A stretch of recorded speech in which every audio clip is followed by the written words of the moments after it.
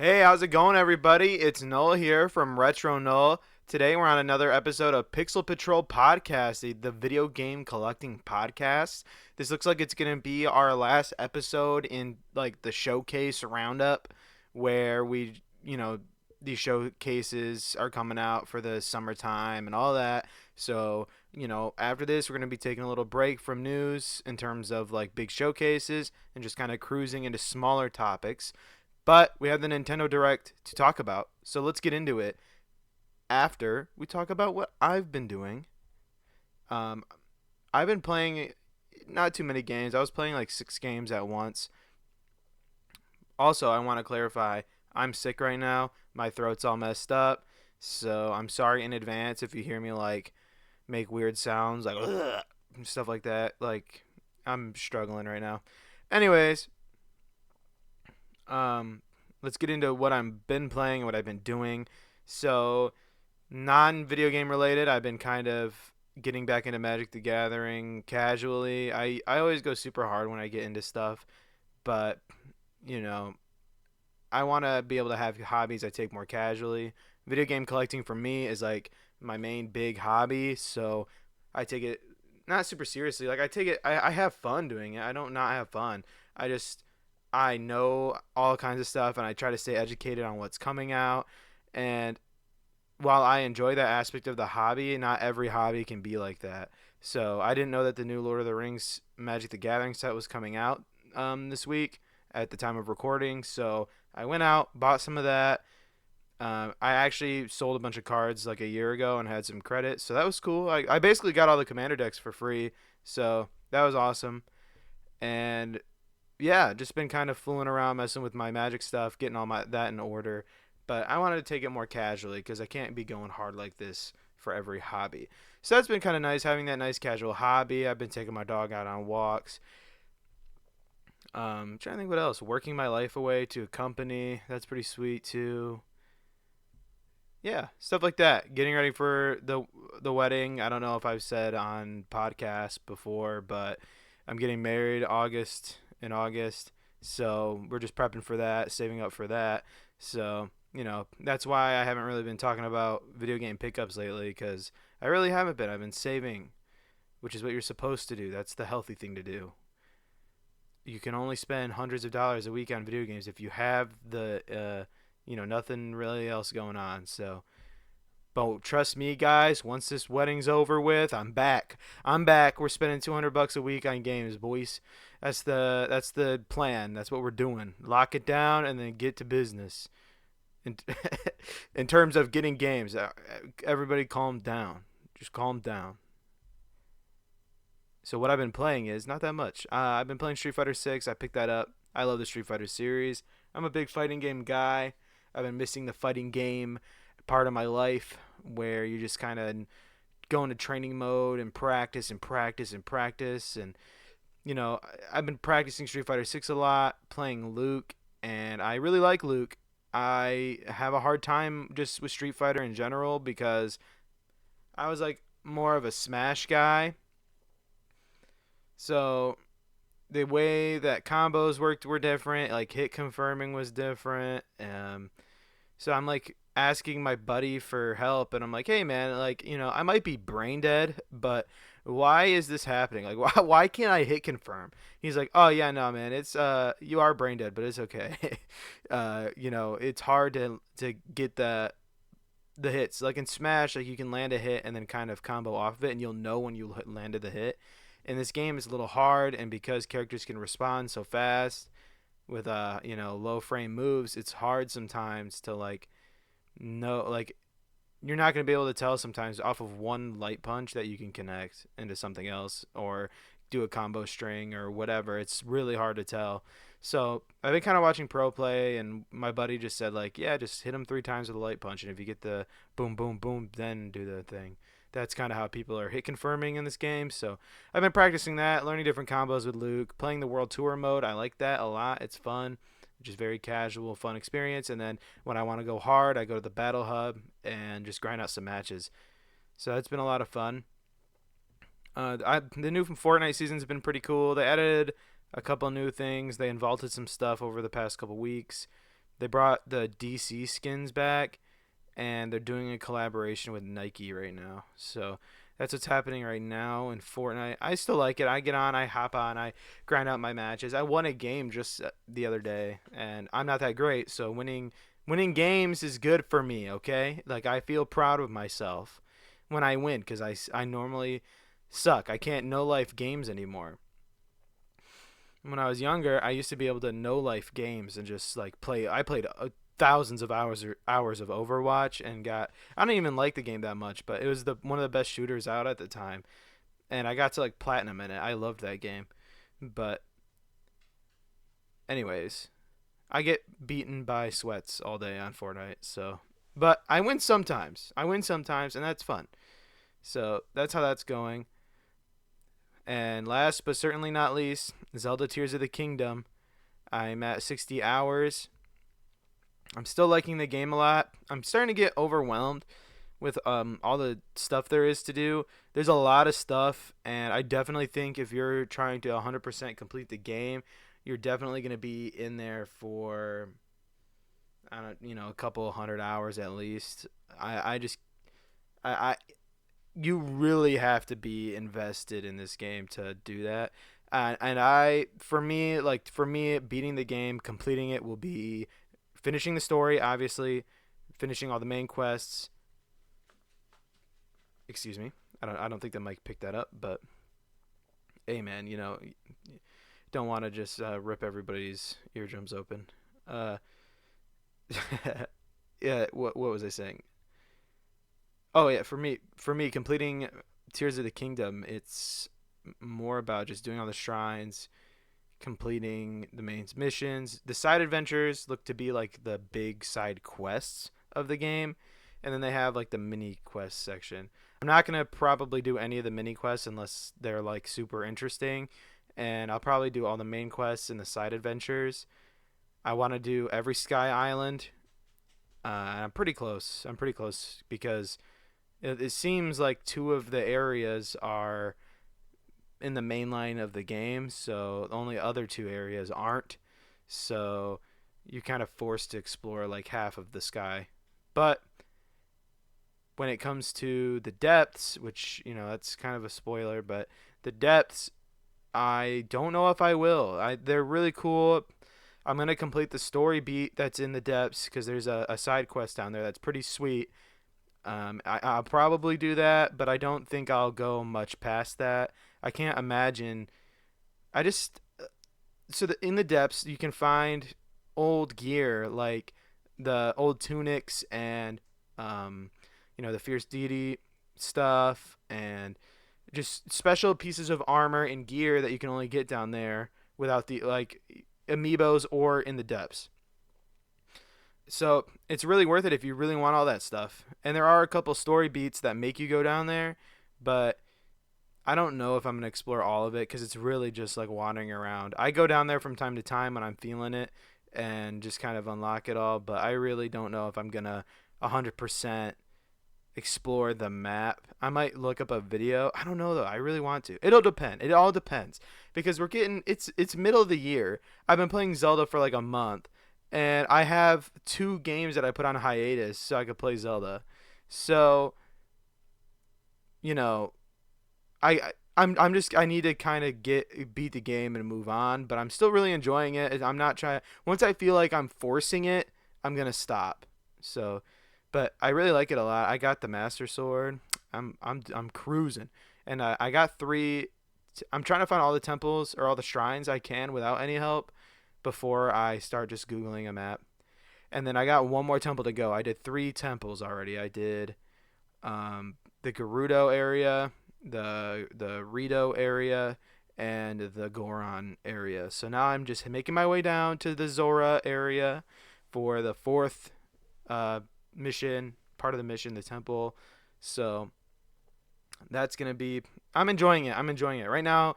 My goal is to just clear out the final areas, like find all the shrines I can, and then start the Zora part of the game, finish that, and then see where the story goes and then we'll see how I feel after I finish the story. So that's kind of where I'm at.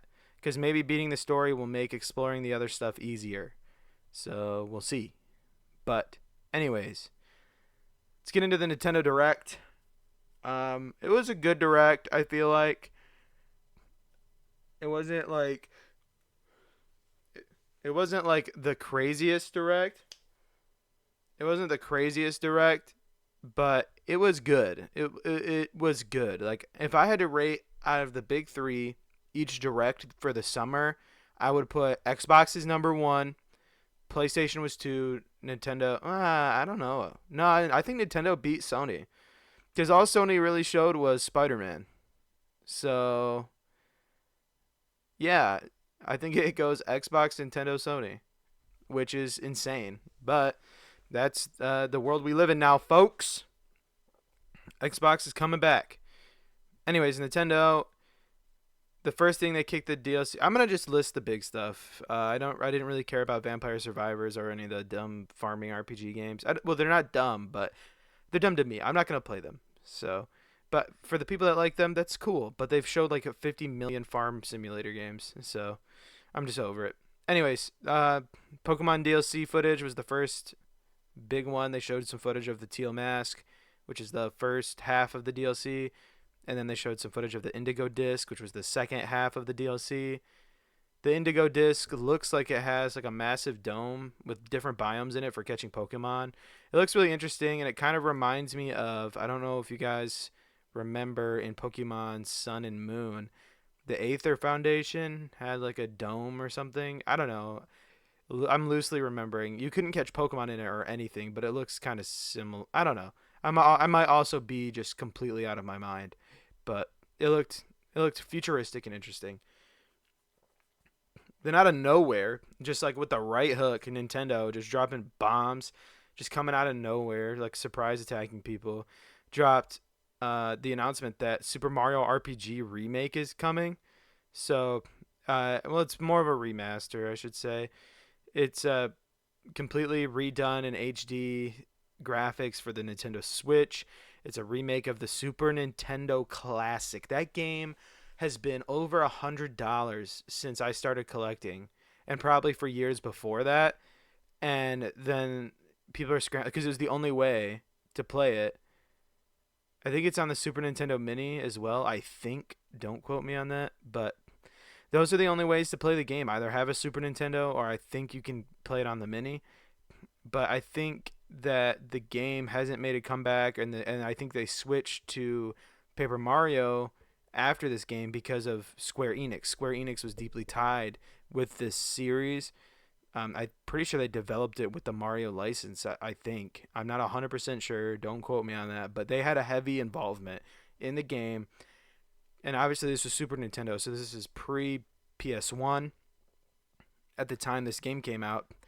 And then Square Enix kind of jumped ship over to the PlayStation because of the disc size, and they couldn't really make the games they wanted to for the PlayStation, for the Super Nintendo and the N64. There just wasn't enough, so they jumped ship and went to PlayStation. And after that, there had never been another Super Mario RPG game. There was only the one that came out on the Super Nintendo and nothing else. But now we're here. Here we are, and people have been like begging Nintendo to do this for years and years and years. People love this game, love this series. They love Geno, that little puppet guy. People have been begging for this. Like, it's insane. So it's really cool that Nintendo just came out of nowhere with the surprise attack, because that wasn't on my bingo card. I was not predicting that, and they just really just came out swinging, which is cool on that one. It looks like they recreated it faithfully too. The characters are like kind of like chibi or like smaller, kind of like their Super Nintendo models, the pixel models, and sprite work. Sprite work. That's the right word I'm looking for. They look like their sprite work in the Super Nintendo. They're smaller, but it looks really good. The character, it looks really great actually. Oh man, I'm not feeling good. I got I pause really quick. Sidetrack. I think some ding dong at work got me sick. If I'm honest, I let him borrow this like little scoop thing I was using to scoop like a spoon or something to. I don't remember. Oh, I remember. I let him. I drink G Fuel, and I let him. This is a tangent. Used a little. He wanted to try some, so I let him, and he got the scoop. He, put it in his water bottle. Done. Right. Whatever. But after that happened, I got sick. So I think that ding dong got me sick. And all that shows, folks, is to never be kind and never share. That's what that means. You never share with anybody out of the kindness of your heart. Never do it. Be selfish because they could get you sick. So, yeah, that's the motto. Don't don't be nice, okay? All right, cuz this is the consequence. Anyways, Super Mario RPG looks awesome.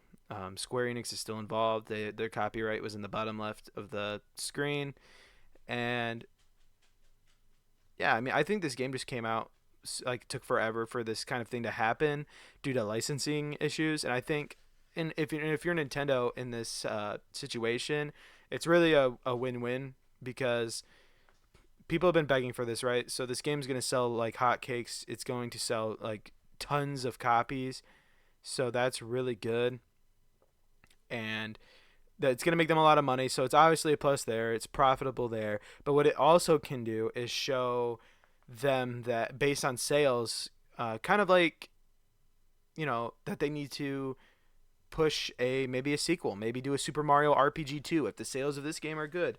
Maybe that's what they're trying to feel out, and maybe they're repairing their relationship with Square Enix, and this can go somewhere. So I think this is definitely interesting for sure. Uh, I'm glad it's here. It looks great, and I'll definitely be picking it up. So that's a must buy. That's a Pixel Patrol must buy, folks. I think it's gonna be great. Next up, Pikmin 4. I'm not a Pikmin guy. I've never, ever, ever, ever played a Pikmin game. I've never been interested in a Pikmin game.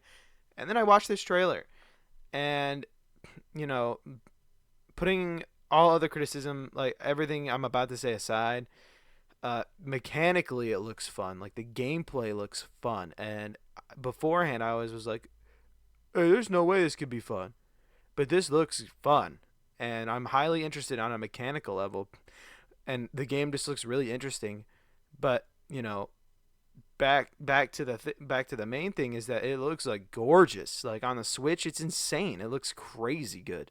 Which the Switch is a doo doo console in terms of power, and it's just not the best. But the Switch, man, like these devs are kind of figuring how to min max their development time and their graphical capability, like how the game performs on the Switch, and making it the best it possibly can be for this old console that came out in 2017. It's 2023, so the console's 6 years old, and they're really min maxing on it.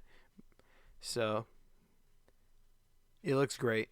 I've never played a Pikmin game, but I think I'm interested in this one. I don't think it's a must buy. I'm gonna wait for reviews for sure. Pikmin fans can tell me if it's good or not. But yeah, that's where I stand with that one. And then skipping all the other non-interesting stuff. Last but not least, we got Super Mario Bros. Wonder. Nintendo returning Mario, or returning 2D Mario games.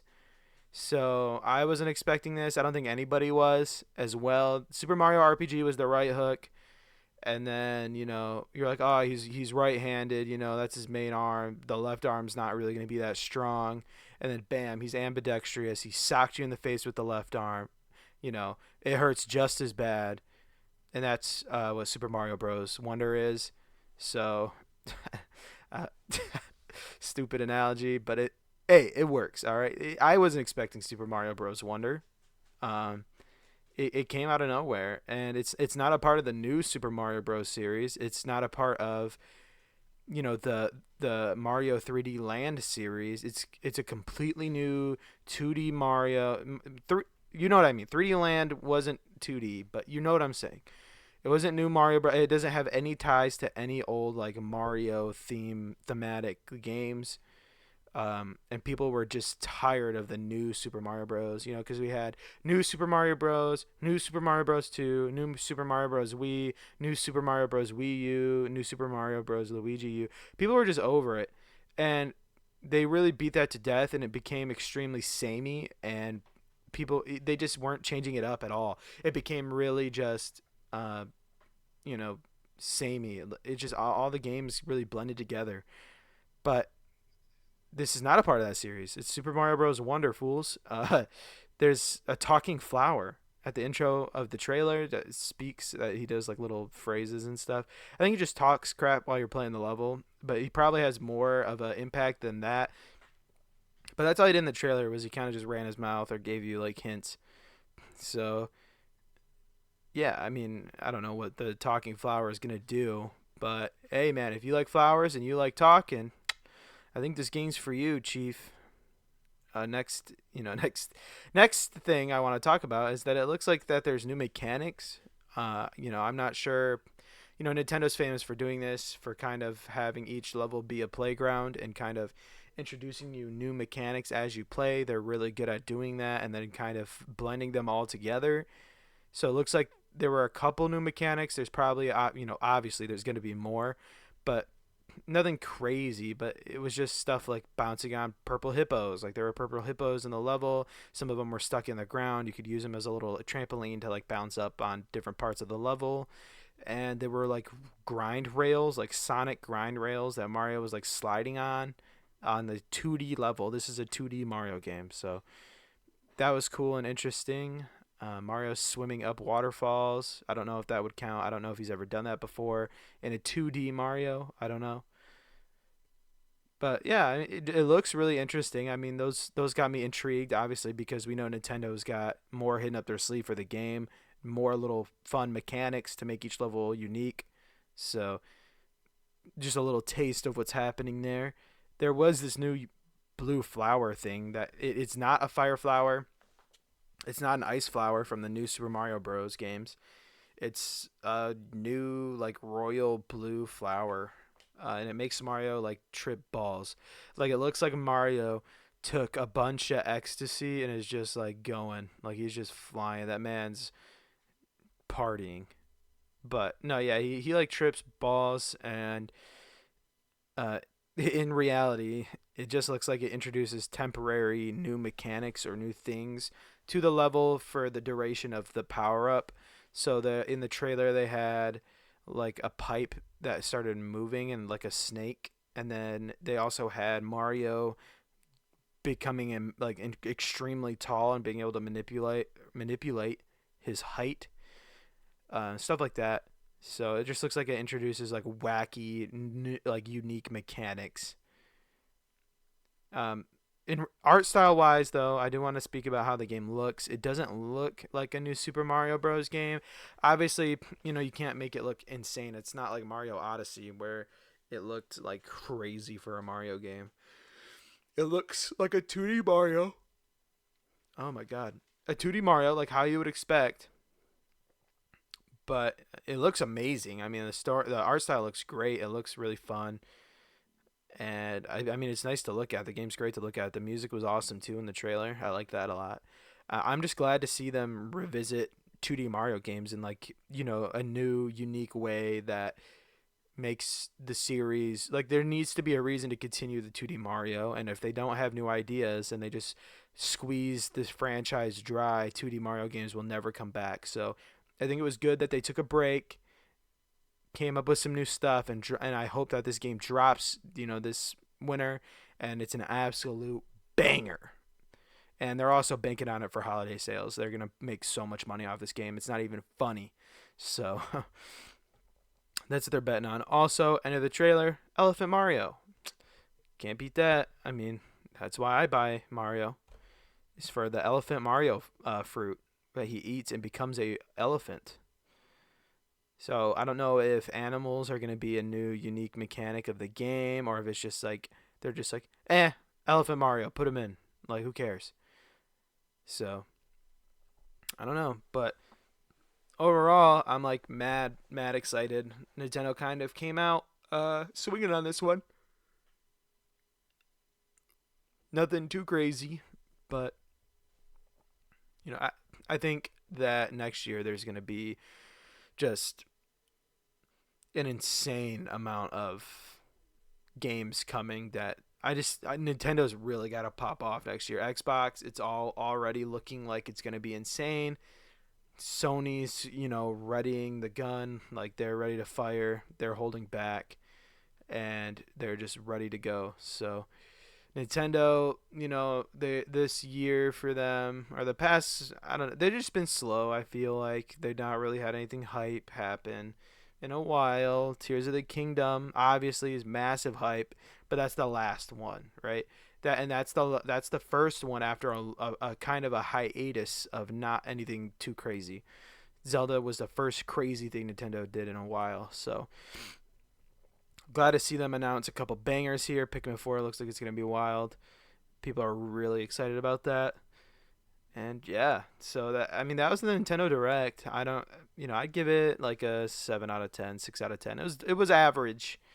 It was average, but Mario Bros Wonder, no, I'm going to kick it up to an 8. Mario RPG and Mario Bros Wonder, that really heated it up. It was really good. So, yeah, not a bad one. I think it was pretty solid. Yeah, so that's everything pretty much. For the next couple podcast episodes, we're going to be going into unique topics more related to video game collecting in terms of like I might talk about my collecting or collecting tips or collecting habits that I have that maybe you'll have or, stuff like that. We can compare and contrast. See how, I'm very stingy, not stingy, was the particular about certain things and maybe you don't care about that and you don't mind. So, yeah, guys, thank you guys so much for watching. If you want to see more of my content that isn't Pixel Patrol related, there will be, video essay type videos coming to the channel soon. I am working on some stuff. I finished a whole Let's Play of a game I'm going to review on my second channel, Retro Null Plays. If you want to check that out, please go to check it out. I'll have the link in the description. And I also have the channel on my sidebar on my main channel. If you go to my channel page, it'll be there as well. Please check that out. You can watch Let's Play videos of me just playing games, talking. I don't go super crazy. I don't ham it up or anything. I just kind of play and hang out. So if you're into that, check that out. Right now, we just started playing Pixelmon. We're going to try to survive 151 days in Pixelmon and complete a couple goals. And we'll see how that goes. So we're doing that. I've been sick lately, so I'm trying to crank out good videos. It's just kind of hard being sick, but I want to stay on it. I don't want to fall behind. And so I'm sorry if the quality has dipped at all recently. I'm trying. But thank you guys so much for everything. You guys have been really supporting my content on both channels. I got multiple new subscribers on both channels. So if you're a new sub, thank you. Thank you guys for checking it out. I've been working every weekend to try to make new stuff. And I'm open to suggestions. I'm open to criticism. If you guys have anything you want to see, anything that you're interested in, just let me know. Drop a comment because I might be already thinking about it. I got a couple projects in the work. I got a couple series in the work. In the work. Whatever, man. You know what I mean, bro? I'm sick, man. What do you want? I'm sick. In the works. Dang. They're in the works. All right, I'm working on it. Thank you guys for watching. It really means a lot. Your guys' support has been awesome. And yeah. So I'll see you guys in the next video. Next Saturday for Pixel Patrol. Keep an eye out on the main channel for a big one, a big video. I'll see you guys in the next one. Peace.